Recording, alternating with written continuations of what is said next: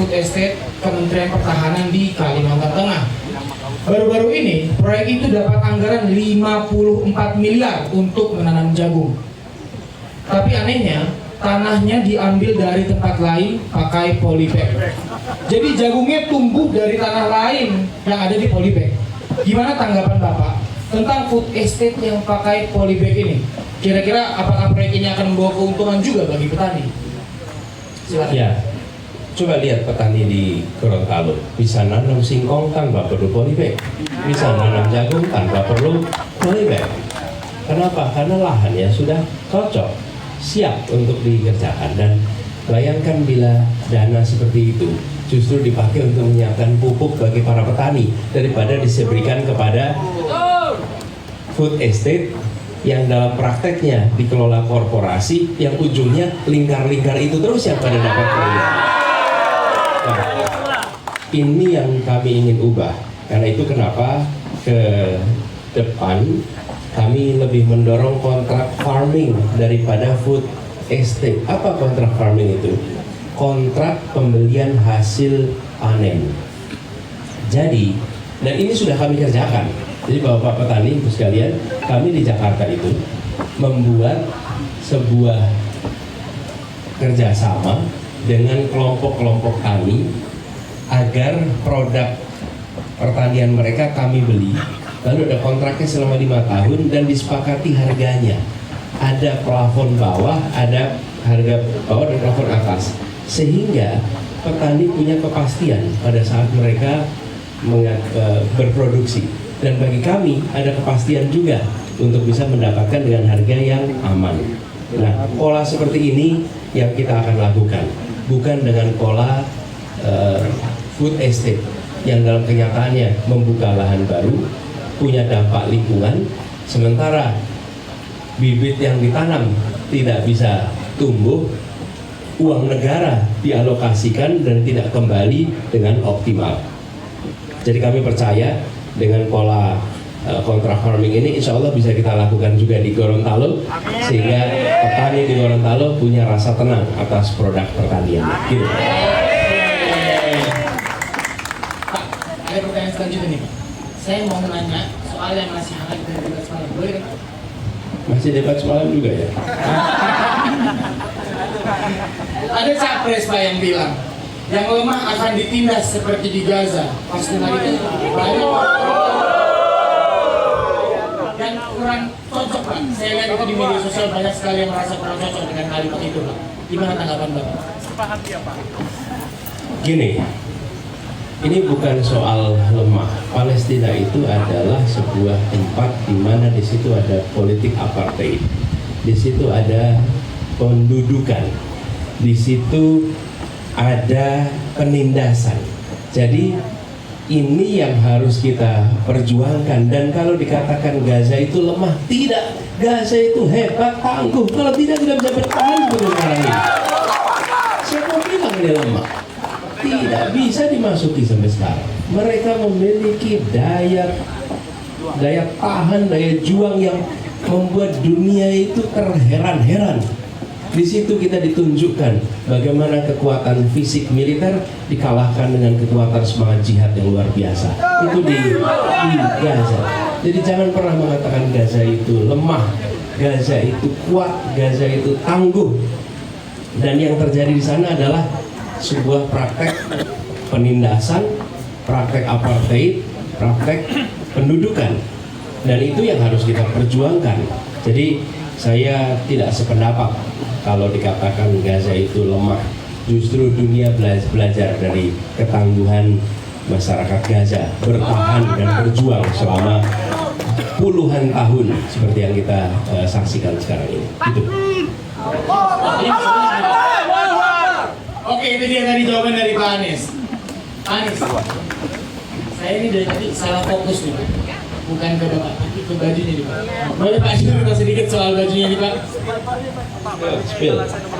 Ini kutipan orang Gorontalo nih. Berdiri nih. Oh, dibaca aja nih. Nih.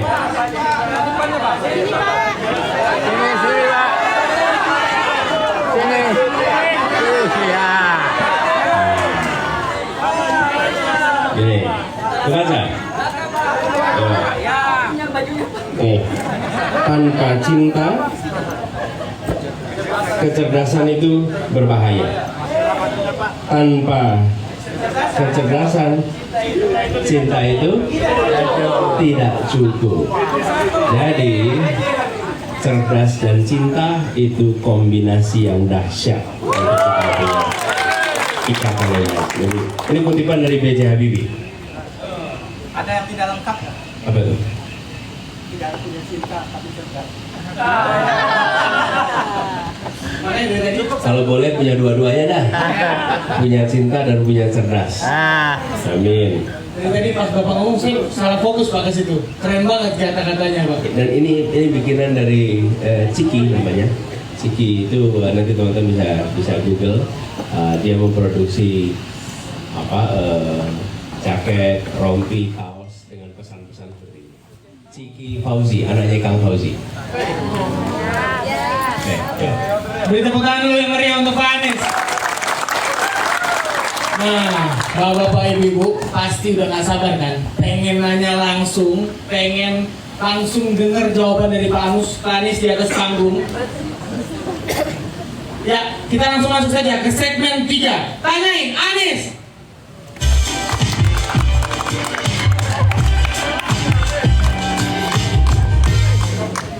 Ya, di segmen kali ini aturannya masih sama pada Desak Anies sebelumnya. Pada segmen ini audiens diberi kebebasan untuk bertanya dengan memiliki waktu 1 menit yang kemudian ditanggapi oleh Bapak Anies dalam 2 menit. Ditekankan kepada audiens untuk bertanya 1 menit, jangan lebih. Oke, saya akan hitung. Pada hitungan 1 yang ketiga, angkat tangannya akan saya pilih untuk maju ke depan. Oke? 1.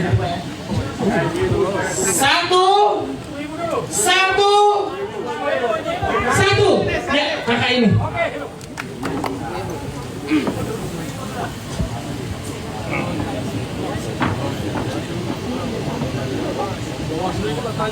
Bawaslu ini. Pakai Bawaslu ini. UMKM ya. Wah, Bawaslu. Baik, terima kasih. Assalamualaikum warahmatullahi wabarakatuh. Perkenalkan, nama saya Ramati Awajo. Saya salah satu pengurus pembinaan pertanian pedesaan di desa, dan alhamdulillah Pak, kami selain membina pertanian, saat ini kami sudah ada produk pertanian. Ini Pak. Di desa, dan alhamdulillah Pak, kami selain membina pertanian, saat ini kami sudah ada produk pertanian. Ini Pak. Pertanian. Ini Pak. Pertanian. Ini Pak.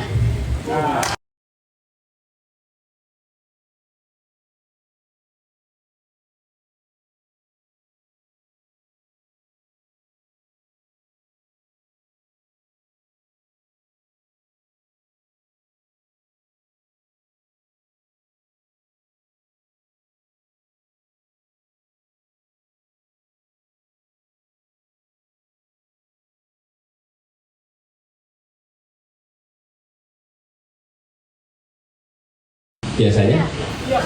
Iya. Oke. Baik, ini. Ya. Pertama, saya apresiasi sekali bahwa dia memilih untuk bekerja dan berkarya di sektor pertanian. Ini mudah-mudahan jadi inspirasi buat teman-teman muda. Nah, sebetulnya salah satu sektor yang akan terus dibutuhkan selama masih ada umat manusia namanya pangan. Sektor pangan itu selama masih ada manusia pasti akan ada pangan. Sektor itu potensial luar biasa. Nah, ada hulu, ada hilir. Banyak anak-anak muda sudah masuk ke hilirnya. Banyak tuh, restoran, kafe, itu hilir tuh paling ujung. Tapi di hulu masih belum. Kenapa? Karena di hilir sudah terbukti menguntungkan, sudah terbukti bisa hidup, bisa sejahtera. Karena itu di hilir tumbuh, tapi di hulu belum. Itu sebabnya tata niaganya harus diperbaiki oleh negara. Kalau negara tidak memperbaiki tata niaga, ya tidak akan ada anak muda mau masuk di sektor hulu pertanian, karena disitulah sesungguhnya kunci utamanya. Nah, kami berencana memperbaiki sektor ini. Dengan begitu, kami berharap anak-anak muda nanti melihat hulu sektor pertanian sebagai kesempatan untuk berusaha, kesempatan untuk berbisnis, sehingga angka tadi, jadi 60% lebih dari petani kita usianya 45 tahun ke atas. Nantinya kita banyak generasi baru mau masuk ke sektor pertanian. Jadi kita tidak bisa bilang kepada anak-anak muda masuk ke sektor pertanian di hulu selama sektor ini belum tumbuh tata niaga yang sehat. Selama itu belum, akan sulit sekali. Insya Allah nanti perbaiki tata niaganya, saya yakin anak-anak muda akan berbondong-bondong masuk ke dalam sektor ini. Terima kasih. Pas, Ada satu lagi Pak, kera apa yang harus dimusnahkan di bumi ini? Ayo. Kera apa yang harus dimusnahkan?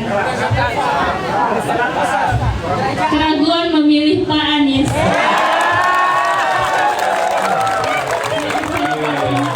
Terima kasih. Mana HP-nya? HP. Langsung fotoin. Yang lain HP. Sini.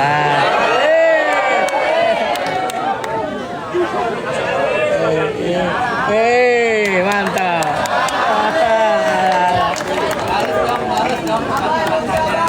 Balas. Oke, itu dia. Terima kasih. Tadi dari sisi sebelah sini, sekarang kita kasih kesempatan untuk yang sebelah sini.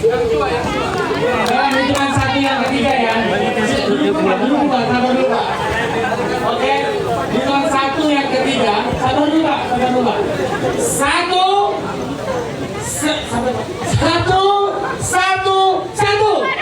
Ya, Bapak silakan Pak.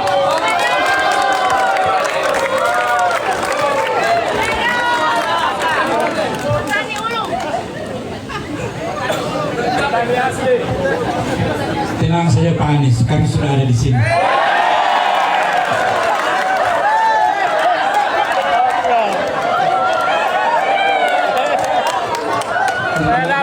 Saya Budi Sulaiman Ibrahim, petani milenial Gorontalo.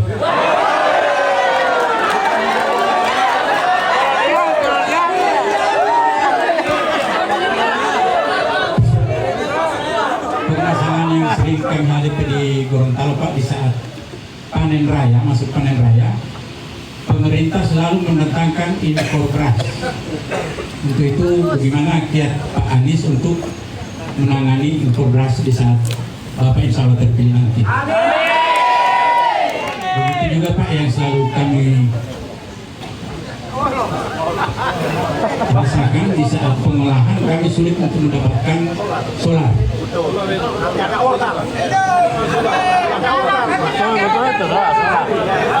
Satu lagi Pak, permintaan insya Allah Pak Anies menang besar di Gorontalo. Sudikah Bapak memberikan 1 jatah menteri untuk Provinsi Gorontalo?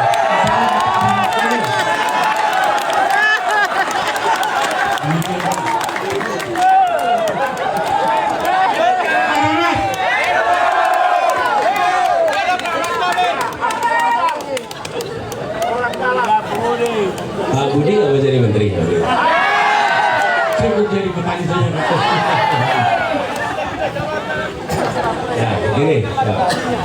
Terima kasih.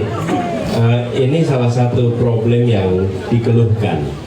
Ketika panen, lalu muncul impor, harga jatuh, dan kemudian petani justru mengalami kerugian. Ini yang insya Allah akan kami kendalikan sama-sama. Jadi kami ingin agar para petani itu memiliki kepastian harga. Itulah sebabnya mengapa kontrak farming atau kontrak pembelian hasil panen itu menyelamatkan. Karena dengan adanya kontrak itu, apapun yang terjadi di luaran, maka petani sudah memiliki rasa aman karena ada kontrak atas apa yang diproduksi, dan ini harus ditumbuhkan, Pak. Dan kami melihat ketidakpastian itu sistemik, artinya bukan sesuatu yang disebabkan oleh pribadi-pribadi, tapi keseluruhan tata niaganya menimbulkan ketidakpastian. Nah, dengan adanya kerjasama kontrak pembelian hasil panen, insya Allah itu akan membuat rasa tenang. Lalu yang kedua soal solar. Solar ini dikeluhkan bukan hanya oleh petani, tapi nelayan. Nelayan di mana-mana mengeluhkan soal solar. Jadi kita akan perbaiki distribusi solar itu khususnya di sentra-sentra produksi pangan, sehingga sentra produksi pangan baik pertanian maupun perikanan itu tidak terganggu karena pasokan solarnya itu aman. Insya Allah kita siapkan.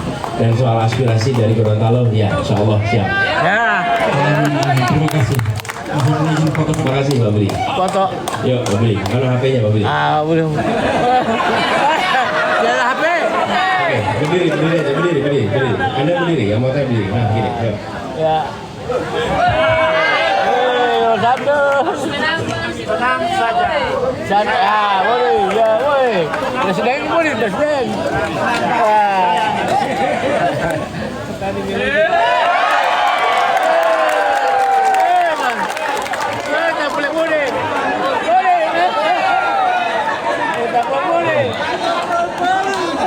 Itu pelukannya hangat Pak, cuma caping yang tajam.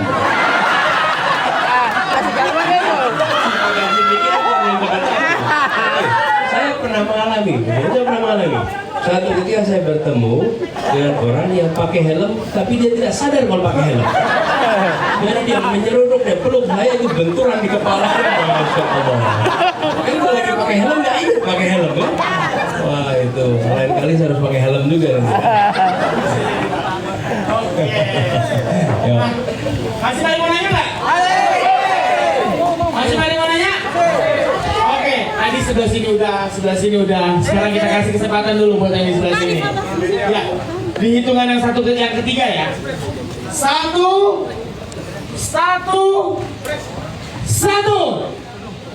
Ya, banyak Mbak.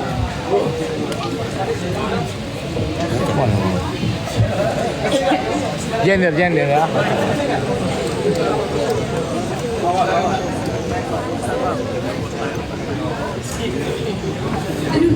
Apa?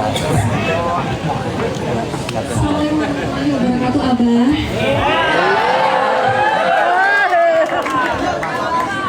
Abah, perkenalkan saya dengan Miss Septi. Saya adalah salah satu guru honorer di sekolah yang ada di Gorontalo. Kita berbicara tentang agrikultur tadi. Saya melihat, Bapak, bagaimana wilayah-wilayah di Indonesia itu maju dengan pendidikan agrikulturnya. Kita pengen, kalau kemarin kita udah berkoar-koar dengan pendidikan maritim, kita coba Bapak, next 5-6 tahun ke depan, Gorontalo harus punya porsi potensial untuk jadi pionir bahwa Gorontalo maju pendidikan agrikulturnya. Kenapa? Karena kami nggak pengen nasib anak-anak kami ke depan di tanah kami sendiri yang memegang bagaimana pertanian di tanah kami, ini malah dipegang oleh orang-orang di luar. Sementara nasib anak-anak kami nantinya atau bahkan kami di usia milenial sekarang itu masih belum tentu nasibnya di tanah sendiri. Bagaimana Abah nantinya insya Allah menjadi seorang calon presiden?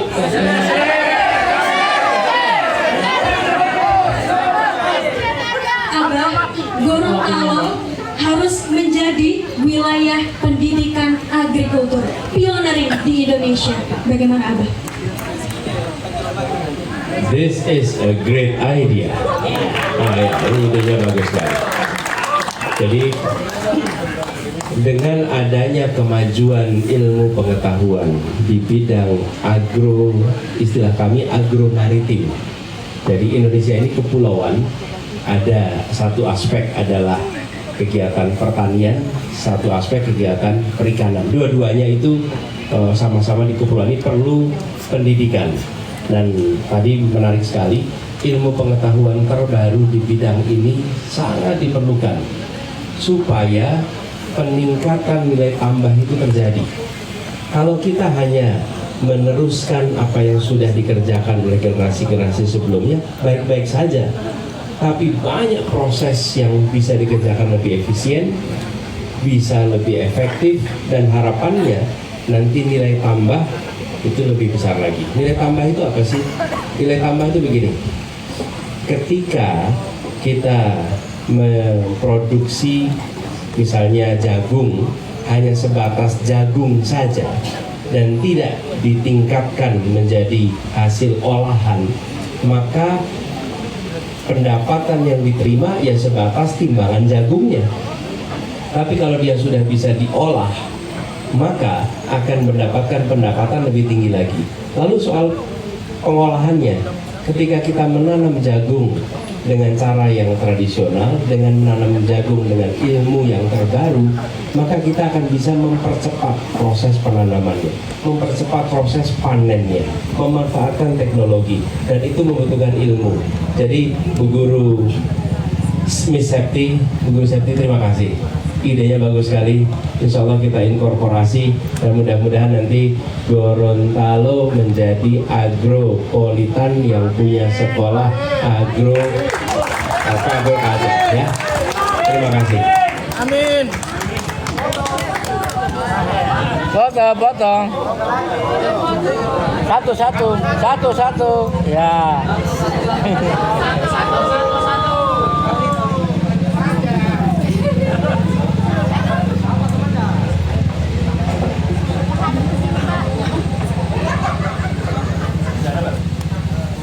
Satu. Iya, terima kasih. Itu dia tadi pertanyaan terakhir dari sesi yang kali ini. Pak Anies.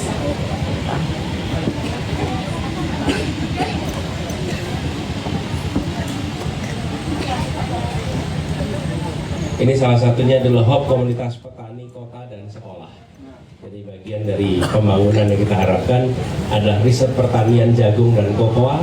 Kita berharap bisa membangun hub komunitas petani kota dan sekolah, galeri kokoa di sini, kemudian pertanian kampung kota, waterfront Sungai Bone, pasar utama toko Gorontalo, dan halte bus Translingko Gorontalo.